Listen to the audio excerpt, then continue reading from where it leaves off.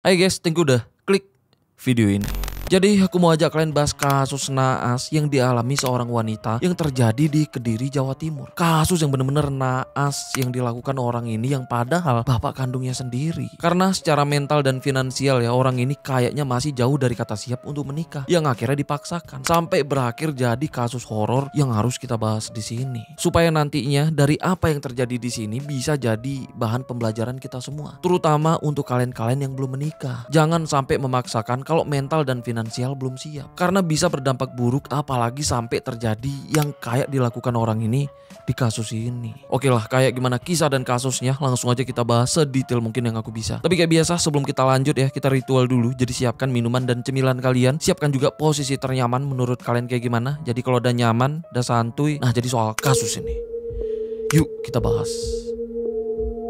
Jadi sebelum kita mulai ada pesan-pesan dulu nih. Nah jadi kalian pernah gak sih lagi belajar apapun malah makin bingung sama penjelasan dari internet. Untungnya sekarang ada AI yang bisa bantu jelasin lebih oke. Ternyata Okta juga sekarang ada fitur AI-nya. Jadi Okta adalah broker global terpercaya yang udah berdiri sejak tahun 2011. Punya lebih dari 40 juta akun trader aktif yang udah beroperasi di lebih dari 180 negara. Yang udah berhasil meraih lebih dari 60 penghargaan bergengsi. Okta juga punya materi yang lengkap termasuk akun demo buat kita belajar dulu sebelum trading real. Dan mereka juga punya Okta Trader yang sekarang makin canggih karena dilengkapi fitur AI pattern recognition, yang mana ini AI yang bisa mengenali pola trading, yang mana fitur ini bisa bikin kalian dapat insight yang lebih akurat supaya keputusan trading kalian jadi lebih tepat. Jadi untuk mengaksesnya kalian bisa akses lewat web atau aplikasi Android. AI-nya ini bisa baca pola-pola kayak channel ascending atau descending, double top atau bottom, flag, hand and shoulder, rectangle, dan triangle. Yang mana semua time frame didukung. Itu kayak M1,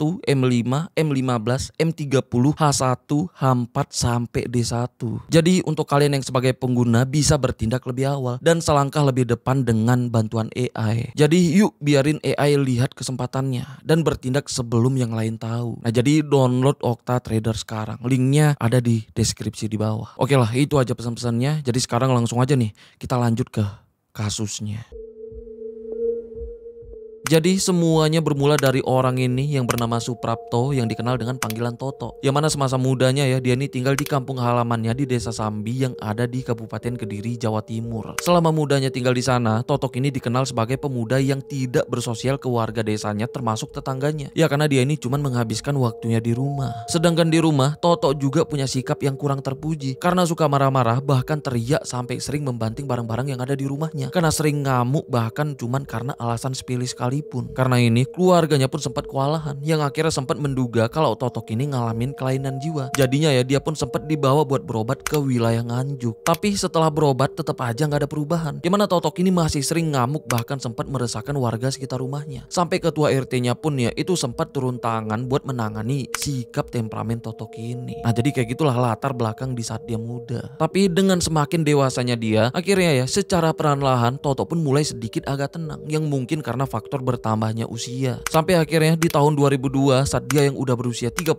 tahun, Toto pun akhirnya menikah dengan istrinya yang bernama Sulastri yang berasal dari Desa Bangle, Kecamatan Ngadiluih yang masih berada di kawasan Kediri. Setelah nikah mereka pun tinggal numpang di rumah orang tua istrinya yang ada di Desa Bangle, yang tinggal dengan bapak mertuanya yang bernama Pak Mariono yang bekerja sebagai petani. Sedangkan Toto saat itu cuman bekerja serabutan yang kerja kalau ada yang minta tolong aja. Nah selama nggak ada yang minta tolong, Toto pun cuman menghabiskan waktu dan beras di rumah. Terus setelah setahun menikah di tahun 2003 istri Toto pun akhirnya mulai mengandung anak pertama mereka. Tapi selama hamil ya Totok ini tuh jarang memperhatikan istrinya. Bahkan untuk kebutuhan sehari-hari di rumah tuh karena dia yang gak punya uang. Terus di saat istrinya yang mulai hamil besar, Totok ini justru kabur dengan pergi ke rumah kerabatnya di Blitar dengan ninggalin istrinya di rumah. Bahkan sampai istri yang udah bersalin, Totok ini tuh masih juga belum pulang. Bahkan sama sekali enggak bertanggung jawab dengan bantu membiayai persalinan istrinya. Nah karena proses lahiran yang membutuhkan biaya, jadinya ya bapak istrinya pun mulai nyariin sampai akhirnya nemuin Toto di Blitar buat minta uang sebesar 1 juta untuk menebus lahiran anaknya. Tapi karena Totok yang ngaku nggak punya uang, akhirnya ya bapak mertuanya pun pasrah dan berusaha mencari uang sampai akhirnya berhasil menebus biaya persalinan cucunya yang emang sama sekali tanpa bantuan Toto, yang juga nggak datang untuk ngelihat istri dan anaknya yang baru lahir, yang mana anak mereka perempuan yang diberi nama Desi Lailatul Khiriyah yang dipanggil Ella. Nah jadinya ya sejak Ella lahir kakeknya yang cuma kehidupan sebagai petani itu banting tulang untuk membiayai kebutuhan anak dan cucunya. Sedangkan Toto saat itu masih juga belum pulang dan sama sekali enggak menafkahin istri dan anaknya. Tapi biarpun begitu, Ella pun akhirnya tumbuh jadi anak yang pintar, baik, rajin dan lemah lembut. Nah terus saat dia yang masih kecil ya, Ella pun udah bisa ngaji bahkan sampai khatam Al-Quran. Terus 12 tahun kemudian, tepatnya di tahun 2014 saat Ella yang udah duduk di kelas 6 SD, Totok yang sebelumnya udah hilang kabar ya, tiba-tiba balik ke rumah istrinya lagi. Yang mana kedatangannya pun sempat diterima istri dan mertuanya lagi. Bahkan mereka pun ya itu sampai memperkenalkan Ella ke Totok yang sebagai bapak kandungnya. Tapi karena Ella yang cuma dirawat sama ibu dan kakeknya, jadinya setelah Totok ini balik tinggal dengan mereka lagi, Ella pun selalu menghindar untuk dekat sama Totok. Sedangkan di balik itu, biarpun Totok ini udah balik tinggal bareng sama mereka lagi ya, dia itu masih kesulitan menafkahin istri dan anaknya karena masih belum punya pekerjaan tetap. Terus beberapa tahun kemudian yang udah di tahun 2021, setelah Ella lulus SMK ya, dia pun langsung nyari pekerjaan. Yang akhirnya di tahun itu juga dia pun diterima kerja di sebuah toko alat tulis yang ada di wilayah Kediri. Selama kerja, Ella ini dinilai cukup rajin dan sangat bertanggung jawab dari tugasnya. Sampai pemilik tokonya pun seneng sama kinerjanya. Sampai Ella yang saat itu emang kesulitan akomodasi untuk pergi kerja karena emang gak punya kendaraan. Sampai bosnya pun ngasih minjem motor Honda Beat warna biru untuk dibawa pulang, untuk dia pakai pulang pergi kerja. Yang mana Ella ini masuk kerja dari pagi pulang sore. Tapi di siangnya ya, dia ini selalu pulang buat makan siang di rumah. Setelah itu dia ini balik kerja lagi. Dan sejak Ella yang udah kerja, justru Ella ini menjadi tulang punggung keluarganya yang selalu memenuhi kebutuhan sehari-hari di rumah dari gajinya. Sedangkan Toto yang sebagai ayahnya ya itu masih belum sepenuhnya menanggung nafkahnya. Bahkan yang parahnya, Totok ini sering datang ke tempat kerja Ella cuman buat minta uang untuk kebutuhan dirinya sendiri di luar. Terus pas di rumah juga, Totok ini malah mulai sering ngatur Ella. Karena Ella yang saat itu emang udah dewasa bahkan udah mandiri ya, sebenarnya udah punya pacar. Jadi karena Totok ini tahu, jadinya dia selalu ngelarang bahkan memarahin Ella karena pacaran. Yang emang ya itu pun jadi alasan mereka ribut. Karena ini kakeknya Ella pun sempat bereaksi dan marah sama Toto sampai sebut kayak gini, kalau Toto yang nggak menafkahin keluarganya sebaiknya jangan banyak bicara. Nah denger itu barulah Totok pun diem. Yang awalnya masalahnya pun sempat selesai. Tapi nggak lama kemudian yang saat itu udah di tanggal 28 Juli tahun 2023, Toto pun lagi-lagi marah bahkan sampai Ella di rumah. Cuman karena pacarnya Ella datang nemuin Ella di depan rumah. Karena ini Ella pun sempat menceritakan masalah ini ke ibunya. Sampai akhirnya masalah ini pun lagi-lagi jadi pertengkaran. Sampai akhirnya inilah yang menjadi sebab akibat dari terjadinya kasus ini. Beberapa hari kemudian, tepatnya di tanggal 4 Juli tahun 2023, sehari sebelum kejadian ini terjadi, tepatnya di sore harinya, Ella pun sempat ketemuan dengan pacarnya di luar yang gak jauh dari rumahnya, yang cuman sebatas ngobrol aja. Tapi Totok yang tahu itu langsung mendatangi bahkan sampai ngusir pacarnya Ella. Yang pasti ya ini pun ngebuat Ella makin sakit hati. Terus besoknya pas Ella kerja di siang harinya kayak biasa dia pun sempat pulang ke rumah buat makan siang. Dimana di rumah ya dia pun sempat curhat lagi sama ibunya. Yang mana tanpa disadari disitulah terakhir kalinya ibunya ngelihat Ella dalam keadaan hidup. Karena setelah makan siang Ella pun sempat pamit dan berangkat kerja lagi. Nah tapi gak lama kemudian ya di sorenya Toto pun pulang ke rumah untuk nemuin istrinya buat ngajak pergi takziah ke rumah kerabatnya yang ada di Blitar dengan jarak sekitar 1,5 jam perjalanan. Jadinya di sore itu Totok dan istrinya pun berangkat takziah ke Blitar menggunakan kendaraan umum. Terus malamnya saat sedang takziah, Totok yang saat itu masih kesal dengan Ella karena masalah kemarin ya, karena dia merasa Ella yang gak menghargai nasihatnya yang masih juga pacaran. Jadinya malam itu juga dia pun langsung balik ke rumah dengan ninggalin istrinya yang sedang takziah. Awalnya ya dia pun sempat nemuin teman-temannya di Blitar buat minum minuman alkohol. Setelah itu ya dia pun langsung menuju ke rumah buat menghajar Ella. Nyampe rumah kebetulan kakeknya Ella yang mau berangkat ke masjid karena ada acara pengajian bapak-bapak malam itu. Jadinya sempat berpapasan sama Totok yang baru nyampe rumah. Tapi setelah kakek Ella pergi, dia pun langsung nyari Ella di rumah yang ternyata masih belum pulang kerja. Nah terus gak lama kemudian ya di jam 9 malam Ella pun baru nyampe rumah. Dimana di situ Toto pun langsung manggil dan langsung memarahi Ella yang sebut kalau dia nggak setuju Ella ini pacaran. Bahkan dengan keadaan yang udah emosi, Totok pun nyuruh dan maksa buat Ella mengutusin pacarnya saat itu juga. Nah Ella yang kesel pasti nolak dan langsung masuk ke kamarnya untuk ganti baju. Karena merasa nggak dihargain, Totok yang udah makin emosi itu langsung ngejar Ella ke kamar, bahkan sampai narik Ella keluar dari kamar. Karena ini Ella pun sempat teriak berusaha menyelamatkan diri. Nah tapi Totok dengan emosinya yang udah meledak-ledak ya, itu langsung membekap bahkan mencekik.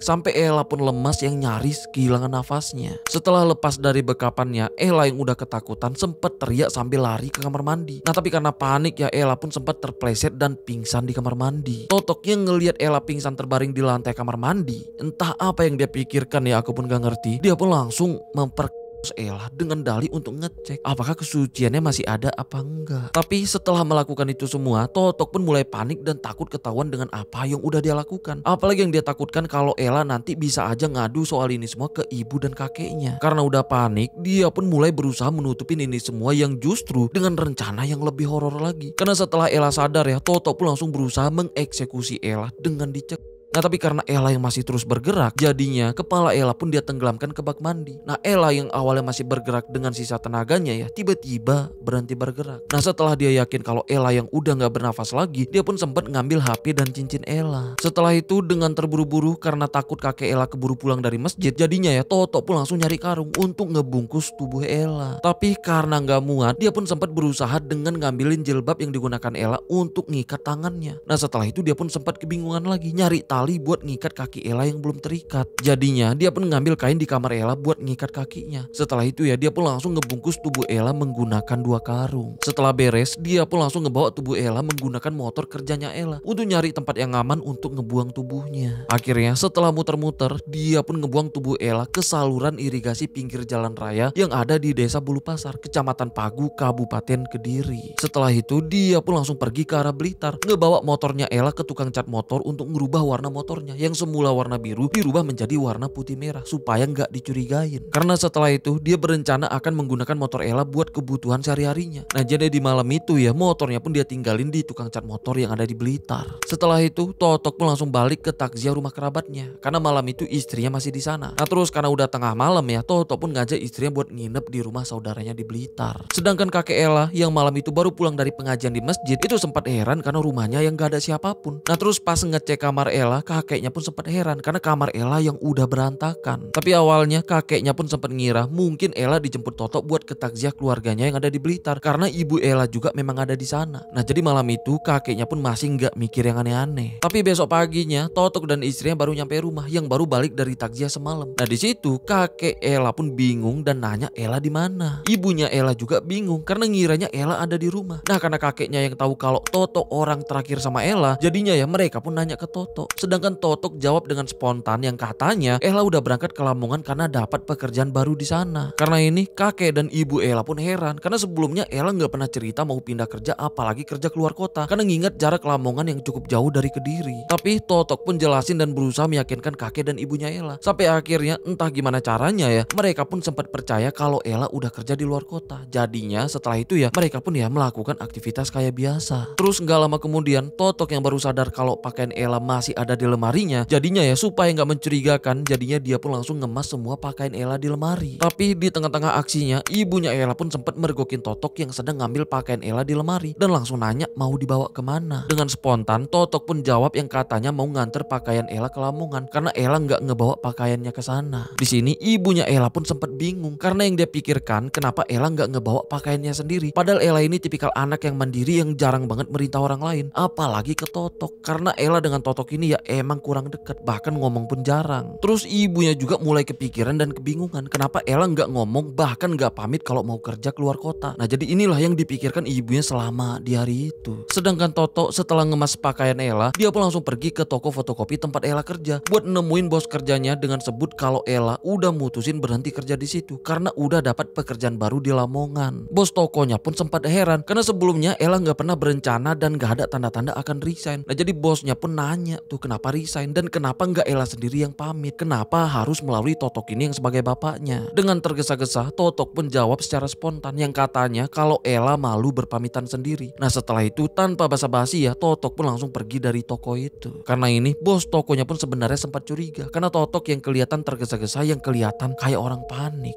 Nah sedangkan Totok ya setelah itu langsung pulang ke rumah kakek Ella lagi. Terus besoknya di tanggal 7 Juli kakek Ella pun mulai cemas karena sampai saat itu mereka masih nggak bisa menghubungi Ella karena nomornya yang udah nggak aktif dari kemarin. Dari sini barulah mereka pun ngerasa banyak kejanggalan karena selain nggak pamit, Ella juga hilang kabar sepenuhnya. Karena ini kakek Ella pun sempat marah sama Toto karena emang Toto orang yang terakhir sama Ella. Bahkan kakeknya juga marah sama ibunya Ella. Bahkan kakeknya ya sampai nyuruh mereka nyari dan bawa pulang Ella balik. Karena ini keluarga dan kerabat pun mulai berusaha nyari. Nah tapi karena udah seharian nggak membuahkan hasil apapun ya, jadinya mereka pun langsung ngelapor ke pihak kepolisian di Polres Kediri soal hilangnya Ella. Dari sini barulah Ella pun mulai masuk daftar orang hilang di wilayah Kediri.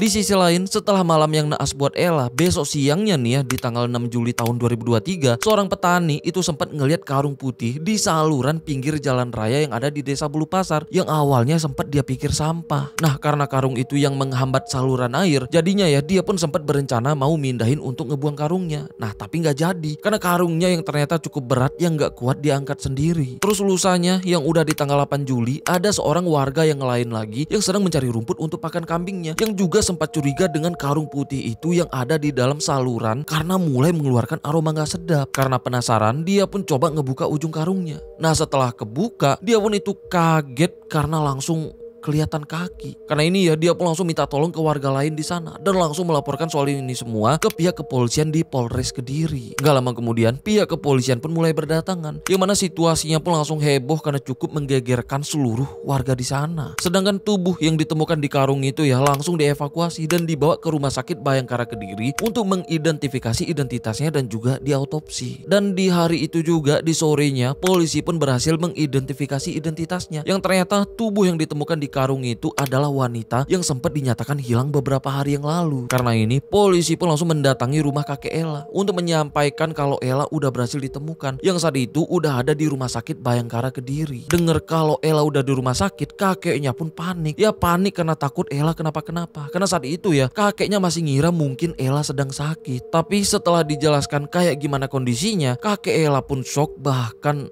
sampai pingsan. Karena ini ya pihak keluarga sampai ngumpul dan berusaha memulihkan kakek Ella di rumah. Terus karena pihak keluarga yang mulai sibuk, Totok yang mulai panik keringat dingin ya karena Ella udah berhasil ditemukan. Apalagi sampai polisi yang datang ke rumah buat menyampaikan kabar itu. Jadinya dia pun langsung kabur menggunakan motor Ella tadi, yang kabur di tengah-tengah semuanya yang sedang sibuk karena temuan tubuh Ella. Sedangkan pihak kepolisian itu langsung melakukan penyidikan, termasuk meriksa orang-orang terdekat Ella ya, termasuk kakeknya. Setelah pulih dan udah agak tenang ya, kakeknya pun baru menceritakan semua kejanggalan soal hilangnya Ella. Gitu juga ibunya Ella yang ngakuin semua kejanggalannya. Yang intinya semua kejanggalannya itu mengarah ke Totok yang sebagai orang terakhir sama Ella di malam saat mereka takziah. Gak cuman pihak keluarga, bos toko tempat Ella kerja juga itu ngaku kalau Totok sempat mendatangi tokonya untuk sampein kalau Ella udah berhenti kerja. Dan dia juga jelasin dan akuin curiga dengan Totok saat itu karena tergesa-gesa dan terburu-buru yang kelihatan kayak orang panik. Apalagi yang ngebuat semuanya yakin kalau Totok adalah pelakunya itu karena cuman Totok yang gak kelihatan di tengah-tengah keluarganya yang pada ngumpul karena kejadian ini. Nah karena sadar Totok yang ternyata udah kabur ya, polisi pun langsung melakukan pengejaran. Beberapa hari kemudian polisi pun dapat informasi soal keberadaan Totok yang ada di wilayah Tulungagung yang berjarak sekitar 50 menit dari Kediri. Karena ini polisi pun langsung melakukan pengejaran ke sana, yang akhirnya di tanggal 15 Juli tahun 2023 Totok pun berhasil ditangkap di sebuah SPBU yang ada di Tulungagung. Setelah itu dia pun langsung dibawa ke Polres Kediri untuk diperiksa lebih lanjut dan pastinya diinterogasi. Karena saat itu Totok yang udah pasrah ya, akhirnya dia pun langsung mengakui dan menceritakan semuanya. Yang tega dan nekat melakukan itu ke Ella yang padahal anak kandungnya itu karena kesel ngelihat Ella pacaran. Dan juga kesel karena dia merasa Ella gak menghargai dia yang sebagai bapak. Terus karena di tubuh Ella juga ditemukan bekas aksi pemerkosaan. Jadinya polisi pun nanya apa yang udah dia lakukan ke tubuh Ella. Disinilah dia pun ngakuin sempat melakukan itu ke tubuh Ella saat Ella yang gak berdaya, dengan alasan untuk memastikan apakah Ella masih perawan apa enggak. Karena pengakuannya ini semua pihak pastinya shock dan kaget dengan apa yang udah dia lakukan ke Ella yang padahal putri kandungnya sendiri, apalagi itu anak tunggalnya. Selain itu, saat dia yang baru ditangkap, polisi juga nemuin selembar surat wasiat yang disimpan Totok ini, yang mana bagian atas suratnya itu udah nggak bisa dibaca karena kena air. Jadi aku baca suratnya itu bagian yang masih kebaca aja. Aku minta maaf pada orang tuaku sama saudara-saudaraku. Aku pengen ngomong sama Laila alias Ella karena udah sebulan dia tidak mau ngomong sama aku. Aku diusir dari rumah, dibilang stres, dimaki Laila. Laila sekarang berani sama aku gara-gara disuruh ibunya. Ibunya sering ngusir aku. Aku dibilang gila, aku dianggap kerbau. Katanya aku nggak pernah ngasih uang. Padahal aku di rumah ya habis banyak uang. Terus karena itu pikiranku jadi stres. Aku kerja jadi nggak semangat. Dikasih uang belanja sedikit tidak diterima. Mintanya aku disuruh kerja yang gajinya banyak. Tolong warga kuburkan saya secara massal. Sama tolong kasih surat ini kasihkan ke bayan saya. Nah itu tuh isi suratnya, yang mana isinya ya seolah dialah yang menjadi korban. Tapi anehnya nggak ada kalimat maaf yang ditujukan untuk pihak korban atau pihak keluarga istrinya. Dan juga aku nggak nemuin adanya kalimat penyesalan yang mengakui kesalahannya sendiri. Bahkan di surat wasiat pun dia nggak mengakui kesalahannya. Mungkin iya menyakitkan ya kalau seorang suami nggak dihargain apalagi sampai diusir. Tapi kan itu semua ada sebabnya kan, nggak mungkin tanpa sebab. Nah di surat wasiatnya dia nggak nulis sebabnya. Yang terkesan cuman membela diri dari memanfaatkan keprihatinan. Jadi jangan terkecoh dengan kalimat sedih di surat wasiat pelaku kejahatan berat dengan tanpa adanya kalimat penyesalan dari apa yang udah dia lakukan. Yang mana itu surat wasiat yang ditulis Totok ini saat dia melarikan diri. Yang udah berniat mau pindah alam nih dia. Tapi syukurnya sebelum semuanya terjadi ya, polisi udah berhasil melakukan penangkapan. Jadinya dia gagal kabur lintas alam. Ya untuk kabur dari tanggung jawabnya. Karena ini dengan apa yang udah dia lakukan ya, akhirnya Totok pun menjalani persidangannya di Pengadilan Negeri Kediri. Dan di tanggal 7 Maret yang udah di tahun 2024, Totok pun akhirnya dijatuhin hukuman penjara seumur hidup. Karena terbukti melanggar beberapa pasal sekaligus, yaitu pasal 340 KUHP, pasal 380 KUHP, dan yang paling gilanya nih ya, ini pasal yang dia langgar terhadap anaknya sendiri, yaitu pasal 286 KUHP. Yang emang gak ada hal apapun yang meringankan hukumannya. Ya semoga di sel dengan kasus kayak gini ya, semoga dia ini disambut ramah dengan napi-napi lain di dalam. Terus soal Ella, akhirnya ya dia pun dipulangkan ke rumah duka dan dimakamkan di kampung halamannya di Desa Bangle, Kecamatan Ngadiluih, Kabupaten Kediri. Semoga husnul khotimah buat Ella dan semoga ditempatkan di tempat terbaik. Amin. Dan buat kita semua, semoga ada pembelajaran yang bisa kita petik dari kasus ini. Supaya kedepannya kasus-kasus kayak gini, amit-amit jangan sampai terjadi lagi. Kapanpun itu dan dimanapun itu. Terutama untuk kita semua yang udah menjadikan kasus-kasus kayak gini sebagai pembelajaran. Oke lah, sampai sini aja pembahasan kita soal kasus ini. Sampai ketemu di kasus selanjutnya ya. Karena aku udah siapin beberapa kasus yang kayaknya harus kita bahas juga di sini. Oke lah, aku Rizky Wadiono. Bye-bye.